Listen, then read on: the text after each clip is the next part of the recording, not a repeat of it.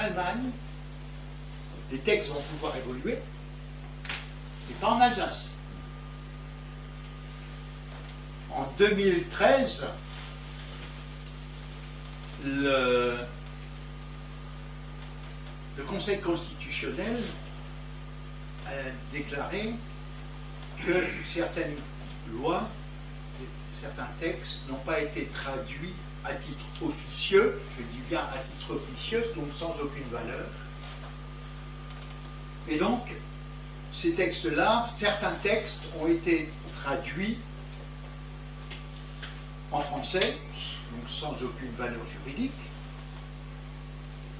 et ils sont parus au recueil administratif des préfectures.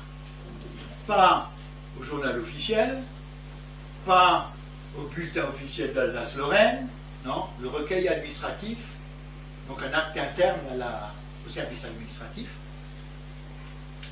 Et dans l'ensemble de ces textes-là, il y a au moins 100 fois le mot empire, 80 fois le mot empereur et 50 fois le mot impérial.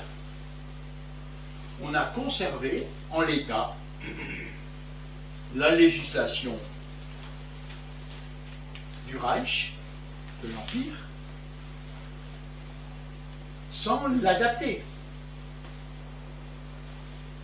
C'est prodigieux. Ça donne une législation fossile, en quelque sorte. Oui, mais toujours applicable. Et on verra que c'est toujours applicable. Parce que la collectivité européenne d'Alsace a été créée en fonction de la législation allemande et de la législation française. D'un côté, il y a la loi française qui dit le Bas-Rhin, le Haut-Rhin sont réunis dans un seul département qui s'appelle la collectivité européenne d'Alsace, et puis la procédure allemande, par décret, ordonnance impériale, qui dit le Bas-Rhin et le Haut-Rhin s'appellent désormais collectivité européenne d'Alsace. On a une double construction. Ça ne tient pas debout. J'ai pas compris là sur la partie allemande. Tu sais comment ils ont justifié de porter le même nom? Bah, ils l'ont fait. Mais qui? Bah, le décret, c'est le gouvernement allemand, français. Mais au nom de quoi ils font ça? J'ai pas compris. Là, j'ai loupé un épisode. Bah, si tu veux, la collectivité européenne d'Alsace a été créée par une loi en France. Par une loi en France et par un décret. Au nom de l'État allemand. En tant qu'occupant du territoire. Voilà. Ah, c'est culotté. Double création. Un selon la procédure allemande, l'autre selon la loi. Et continue. Alors le premier, c'est une loi qui est logique parce que c'est... En fait, la France n'a que le territoire, elle n'a pas les droits dessus. Donc c'est une loi qui unifie le territoire. Et il continue le bidouillage du droit qui s'applique sur ce territoire en se substituant aux Allemands. Pareil, c'est effectivement selon les textes allemands. Ouais, mais ça n'a pas de valeur du coup. Mais, pardon? Le décret n'a aucune valeur du coup. Si. Mais non. En Alsace, si. Un décret peut être illégal. Hein. En Alsace, non. Puisque c'est la législation allemande.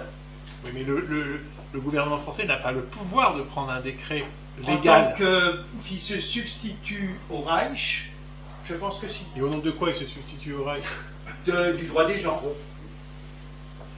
Non, ça c'est pas possible. Ah ouais. Le droit des gens, c'est le droit des nations. Ben oui.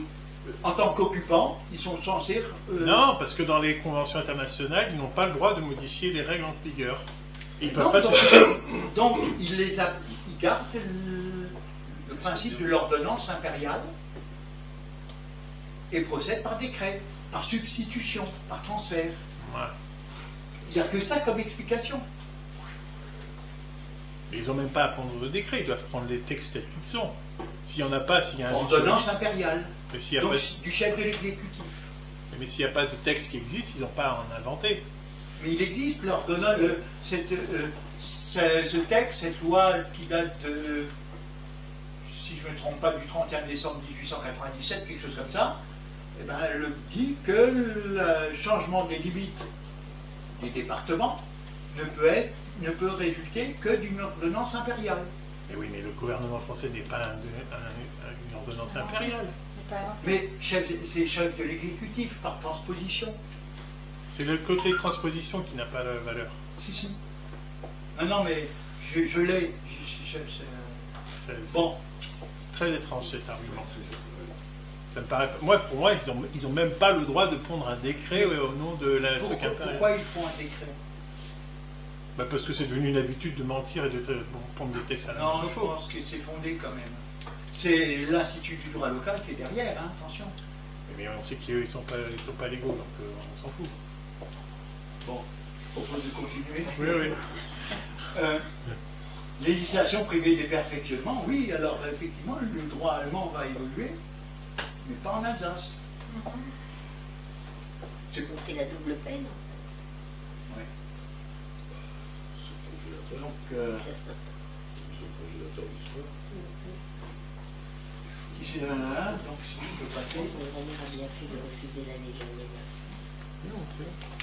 Même la thèse du régionalisme juridique, indépendamment de son application au département recouvré, nous paraît fausse et dangereuse dans son principe même. En faire l'expérience en Alsace et en Lorraine, ça veut être implicitement que d'autres provinces pourraient suivre cet exemple. C'est ressusciter la diversité des statuts locaux, avec toutes les différentes difficultés qui en sont résultées jadis dans les relations d'affaires de province à province. Recherche d'une conformité française à la Verfassung des Deutschen Reichs, donc à la Constitution allemande. En mars 1922, lors de l'élaboration du projet de loi mettant en vigueur la législation civile française dans les départements du Bas-Rhin, du Haut-Rhin et de la Moselle, il était permis de penser que les conventions internationales étaient déjà introduites. Donc, traité de paix du 28 juin 1919. Eh ben non. Et qui dit ça? C'est Robert Schuman. Quand même, les compétences en droit peuvent difficilement être contestées. Quant aux lois mettant en vigueur des conventions internationales, il est permis de penser qu'elles sont déjà introduites. Traité de paix et arrangement toujours pas introduits. Dans les faits, aucun traité passé par la France n'avait été introduit en Alsace-Lorraine, d'une manière spéciale. Rappelez-vous, il faut le régime transitoire de l'Alsace-Lorraine. Pour introduire les lois, il faut une loi spéciale. C'est ce qu'on a vu. Le traité de paix du 28 juin 1919 n'était donc pas encore appliqué alors que le Reich allemand l'avait déjà ratifié depuis le 12 août 1919, soit depuis plus de 30 mois. En fait, depuis l'armistice, on a introduit d'une manière spéciale en Alsace-Lorraine aucun traité par la France. C'est dû à quoi? Volonté de pondre un régime tout à fait particulier qu'on va voir au fur et à mesure. Disons, là, on est dans la construction. Enfin, quand on joue la montre, là. On prépare. Je dirais, pas on joue la montre, mais on a une idée dans la tête. On est en train de la construire. C'est compliqué. Donc ça prend du temps. Je veux savoir si c'est de la négligence ou si c'est vraiment stratégique. C'est stratégique. C'est intentionnel.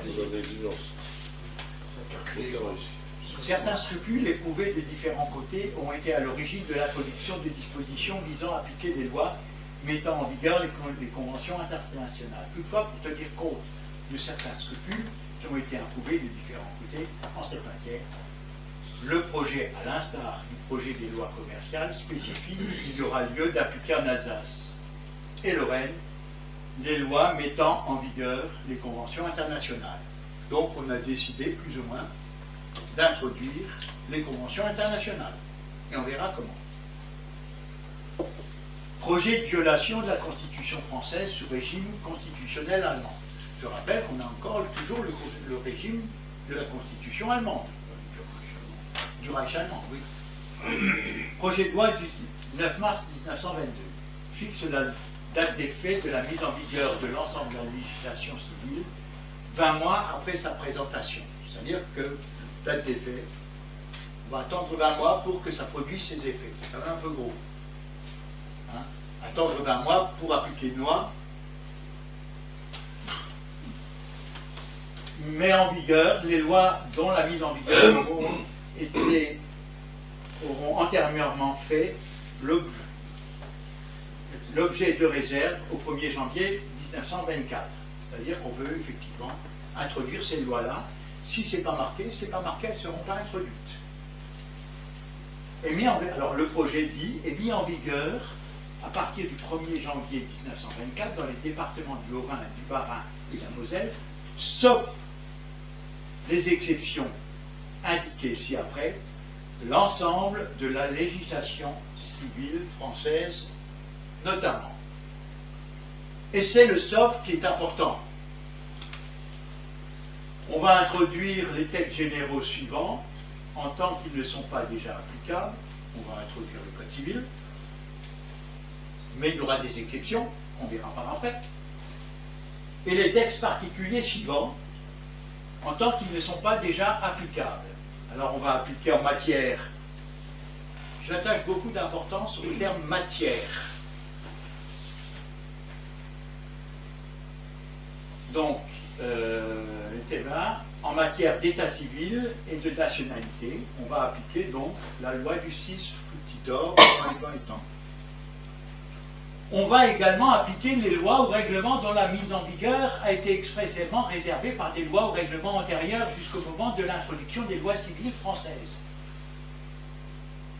Et ce qu'on va introduire, pour l'instant, on n'a pas introduit la Constitution, qui est une loi qui est la loi des lois.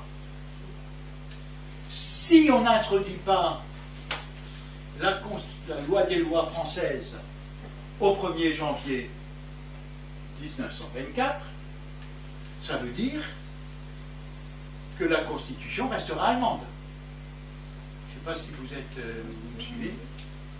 Voilà. Et puis ensuite, on va introduire les décrets et règlements pris en exécution des lois ci-dessus énumérées.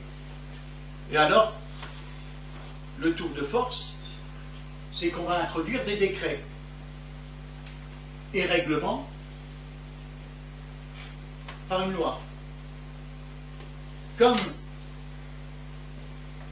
ces décrets et règlements seront introduits par les lois, ça leur donne une force législative. Ce ne sont plus des règlements et des décrets, puisqu'ils sont introduits par la volonté du peuple.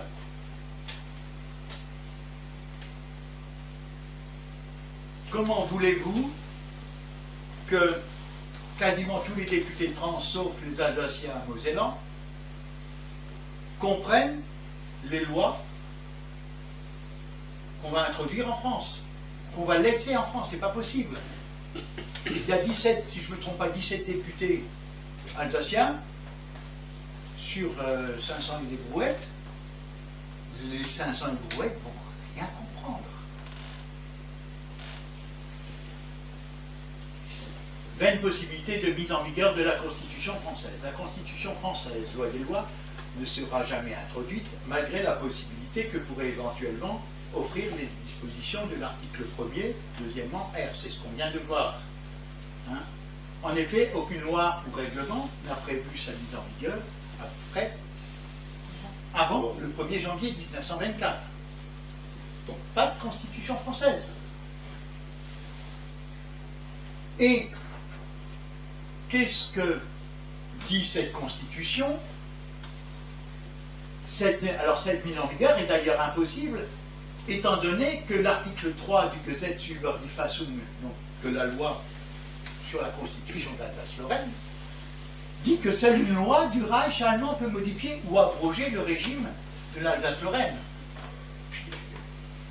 Donc on ne peut pas du tout changer les choses. Le cours des choses, on est ficelé par la Constitution allemande.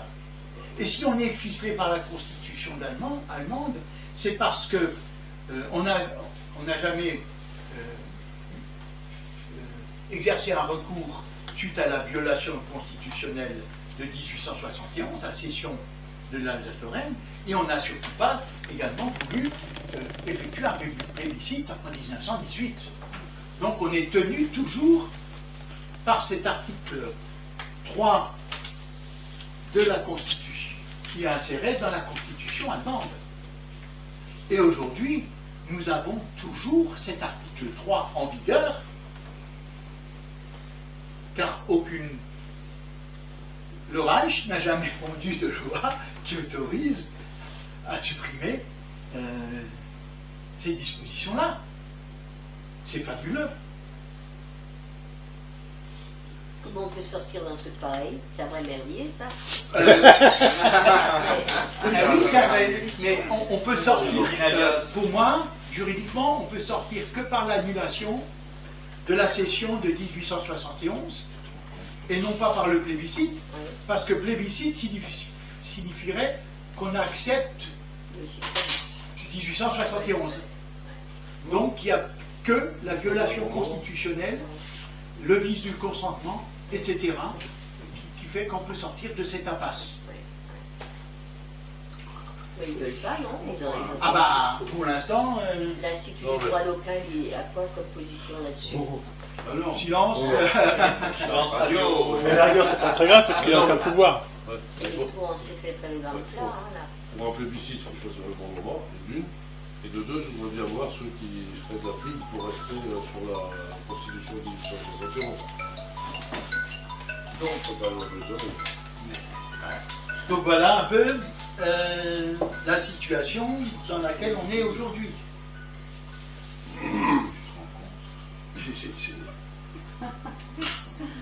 Mais ils sont forts, les juristes allemands. Et puis les juristes français, ils se laissent faire. L'article 1er et 2e mentionne la mise en vigueur des lois françaises mettant en vigueur les conventions internationales. En apparence, l'article 1er, 2e mettrait en vigueur les conventions nationales que sont le pseudo-traité de paix et l'arrangement. Cependant, il ne peut exister de loi française existant des traités de paix, puisque c'est la loi française, la Constitution française de 1875, dit que le Parlement autorise le président de la République à ratifier par décret. Et une loi directement ne peut pas ratifier. Donc là également, on ne peut pas introduire de loi française qui ratifie le traité de Versailles. Une loi de ratification violerait donc la Constitution française. Le président de la République négocie et ratifie les traités. Il en donne connaissance aux chambres aussitôt que l'intérêt et la sûreté de l'État le permettent. Les traités de paix, de commerce, les traités qui engagent les finances de l'État, ceux qui sont relatifs à l'état des personnes et aux droits de propriété des Français à l'étranger, ne sont définitifs qu'après avoir été votés par les deux chambres. Nulle cession, nul échange, nul territoire ne peut avoir lieu qu'en vertu d'une loi. Donc, il faut une loi qui rattache l'Alsace. Mais étant donné que ce sont les dispositions constitutionnelles allemandes qui s'appliquent en Alsace-Lorraine, une loi de mise en vigueur des conventions internationales y sera conforme. Mais les deux règles peuvent se substituer parallèlement et poser ces principes. L'empereur est compétent pour conclure les traités internationaux au nom de l'Empire. Si l'exécution d'un traité est subordonnée à des dispositions qui doivent apparaître sous la forme de loi, l'empereur ne peut pas exécuter le traité qu'il a conclu si le Bundesrat n'a pas consenti à ce traité et si le Reichstag ne l'a pas. Décret de ratification française mise aux normes de la Constitution du Reich. Le décret français du 10 janvier 1920, pris en exécution de la loi du 12 octobre 1919, non publiée en Alsace-Lorraine, et autorisant le président de la République à ratifier le traité de paix et les actes qui le complètent, sera introduit dans le strict respect de la Constitution du Reich allemand. En effet, en étant introduit par une loi, elle-même dans le cas présent, avant sa date d'effet, ce décret obtiendrait la force d'une loi nécessaire à une introduction respectant les dispositions de l'article 11, alinéa 1er de la Deutsche Fassung des Deutschen Reich, de la Constitution des State Reich. Je te laisse la traduction, tu proposes la traduction. De ce qui est en grisé. Oui, André, oui. Voilà. En dessous. Voilà. La présidence de la Confédération appartient au roi de Prusse, et c'est là qu'intervient le roi de Prusse. Mais elle n'existe plus, la Prusse. Non, mais à l'époque, si. On en parlera après. Ah, ok. Quelle surprise, Prusse administrait le Reichsland au nom de l'ensemble des États et villes libres du monde. Et l'empereur était désigné, c'était le roi de Prusse qui était. Et en réalité, c'était la Prusse qui faisait le beau temps au Bundesrat, qui était Exactement, tout était organisé pour que ce soit des. Il avait de toute façon sur la répartition des lois ce qu'on appelle un Sperrminat. Oui, il avait tout minorité verrouillé. de blocage. Tout à fait. Il avait de toute façon quelques États qui économiquement dépendaient de la Prusse, qui faisaient de toute façon le jeu de la Prusse. Donc elle pouvait faire ce qu'elle Oui, et voulait. puis les conseils électeurs, etc. Voilà, tout ça.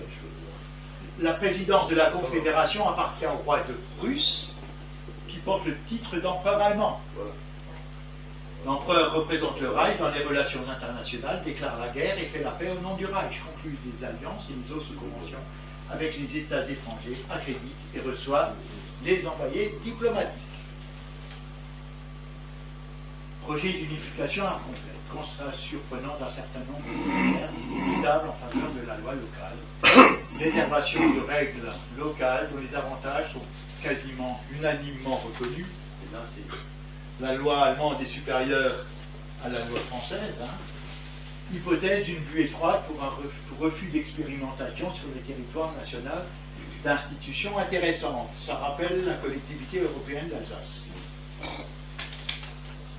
On sera peut-être surpris de constater que le projet contient, à côté de dispositions transitoires et inévitables, un certain nombre de réserves en faveur de la loi locale, que par conséquent l'unification, c'est ce qu'on veut, ne sera pas complète, et que provisoirement, du moins, l'Alsace et la Lorraine garderont plusieurs dispositions et institutions de droit civil inconnues dans le reste de la France.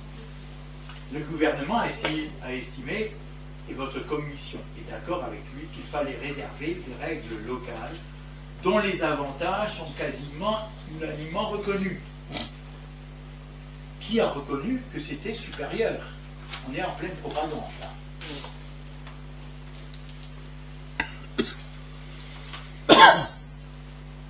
Et qui d'autre part paraît susceptible de s'adapter à l'ensemble de notre droit civil.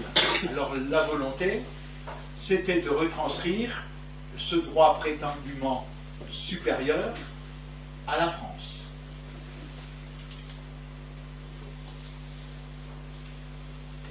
Et de servir ainsi de base dans un avenir prochain à une réforme de notre propre législation. Ce serait en effet une politique à vue étroite si on ne saisissait pas l'occasion d'expérimenter sur le terrain national le fonctionnement de ces institutions intéressantes et si on préférait les sacrifier à un mot d'ordre d'unification absolue et immédiate. Et on verra ce qui va se passer. Le projet d'unification incomplète correspond notamment aux dispositions des articles 3C, 5 et 13 de l'arrangement du 28 juin 1919. Je rappelle, les tribunaux allemands continueront à exercer leur juridiction civile et criminelle. L'administration civile restera entre les mains des autorités allemandes et continuera conformément aux lois allemandes.